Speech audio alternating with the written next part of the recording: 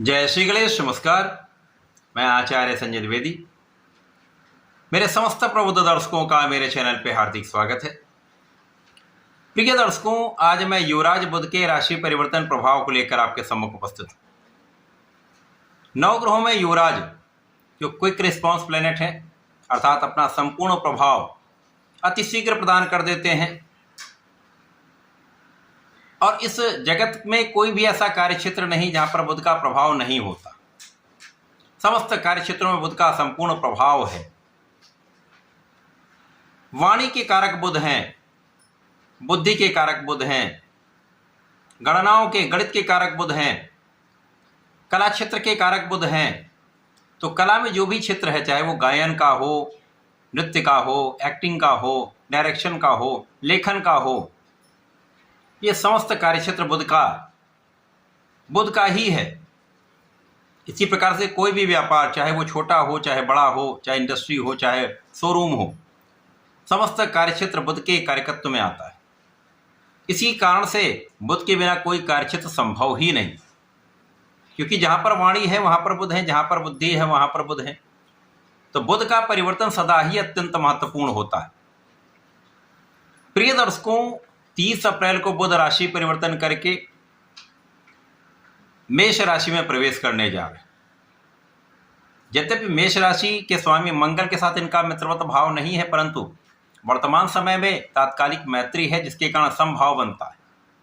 और इस गोचर काल में मंगल के साथ युति प्रभाव भी होगा, जिसके कारण कुछ विशिष्ट प्रभाव प्राप्त होंगे।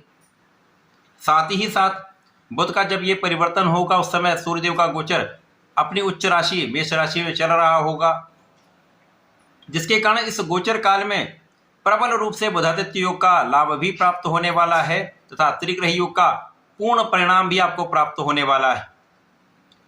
प्रिय दर्शकों, आज मैं मिथुन राशि के लिए बुध के इस राशि परिवर्तन का, क्योंकि बुध की ही राशि मिथुन राशि है, बुध के इस राशि परिवर्तन से मिथुन राशि के जीवन में कितना परिवर्तन होगा, किन भावों में प्रबलता आएगी, लाभ की मात्रा कितनी रहने वाली है, अथवा कहीं पर कुछ कमी है या अवरोध है तो उसका क्या निराकरण, संपूर्ण विश्लेषण मैं पूर्ण तर्क के साथ करने जा रहा हूं।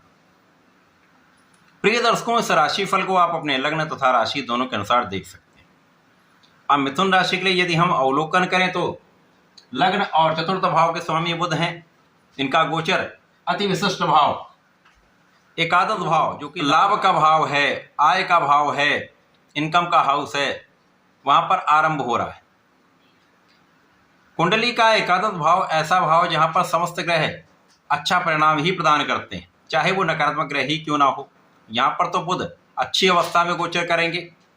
बुधादित्य योग आपके एकादश भाव में बन रहा है, महालाभ का योग आपके एकादश भाव में बनने वाला है। साथ ही साथ लाभ भाव के स्वामी जो मंगल हैं, उनके साथ भी महायोग बनेगा। तो मिथुन राशि के लिए अत्यंत महत्वपूर्ण विशेष लाभ की स्थिति बन रही। इस समय में आपके मन के काम पूर्ण होंगे। जो आपकी इच्छाएं चल रही हैं, जो आपने प्रयास किए हुए हैं, वो सारे काम यहां पर सिद्ध हो सकते हैं। सर्वप्रथम तो यहां पर आपका बुद्धि बल श्रेष्ठ रहने वाला है। यहां पर आपके नेतृत्व की क्षमता कई गुना बढ़ने वाली है। आपकी वाणी में विशेष ओज रहने वाला है। आपके व्यक्तित्व का विशेष प्रभाव रहने वाला है। आपका एक विशेष आभामंडल रहने वाला है तथा आपके अंदर ऊर्जा का श्रेष्ठ प्रवाह रहने वाला है। तो ये समय आपके लिए अत्यंत अनुकूल है। इस समय में आपके ज्ञान की स्थिति बहुत अच्छी रहेगी। शिक्षा प्रतियोगिता में पूर्ण सफलता मिलेगी। सरकारी नौकरी के लिए प्रयासरत हैं तो निश्चित रूप से आप सफल होंगे। कोई शक्ति आपको बाधित नहीं कर सकती। जो लोग शासन प्रशासन में हैं, प्रशासनिक सेवाओं में हैं, सरकार में है, सरकारी नौकरी में हैं, विशेष रूप से उन्नति का, पदोन्नति का, लाभ का, आय वृद्धि का समय प्राप्त हो रहा। इस समय में आप बहुत विचारशील रहने वाले हैं। इस समय आप विवेकपूर्ण निर्णय लेने वाले हैं और यहाँ पर वाणी से संबंधित कार्यों में विशेष लाभ निश्चित रूप से प्राप्त होने वाला है। ये ऐसा समय है जब आपको आपकी शिक्षा से, आपके ज्ञान से, आपकी बुद्धि बल से, आपकी वाणी की कुशलता से श्रेष्ठ लाभ प्राप्त होता है। संतान भी बहुत अच्छी रहने वाली है। संतान का सुख पूर्ण रूप से आपको प्राप्त होगा तथा श्रेष्ठ संतान प्राप्ति का भी योग यहाँ पर बन रहा है। इस समय में आपके लग्न की प्रबलता प्राप्त होगी। जब आप मानसिक शारीरिक रूप से दृढ़ होते हैं, स्वस्थ होते हैं, तो कोई शक्ति आपको आगे बढ़ने से बाधित नहीं कर सकती, क्योंकि यहाँ पर आप अपना पूर्ण प्रयास कर लेते हैं। आपका बुद्धि बल श्रेष्ठ होता तो समस्त स्थितियों का निराकरण करते हुए आप आगे बढ़ते हैं, अपने कार्य को संपन्न करते हैं। और जब आपकी स्वास्थ्य समस्याएं नहीं होती तो आपका मन भी प्रफुल्लित रहता है।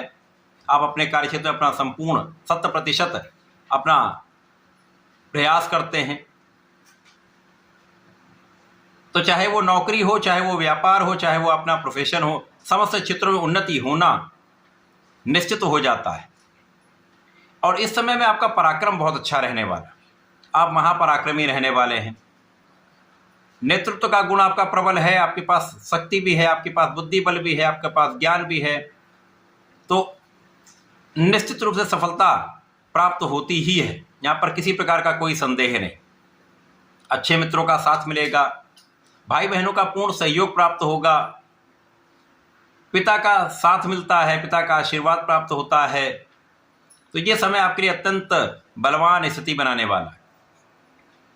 साथ ही साथ यहाँ पर जो जातक नौकरी के लिए प्रयासरत हैं उनको अवसर मिलेंगे, या नौकरी कर रहे हैं वहाँ पर अच्छे अवसरों की प्राप्ति चाहते हैं तो यहाँ पर आपको आपका काम बनता हुआ दिख रहा है। आपके मन के अनुसार आपको अवसर मिलेगा, मन के अनुसार आपको लाभ मिलेगा, मन के अनुसार आपको पद मिल सकता है, मन के अनुसार आपको स्थान मिल सकता है।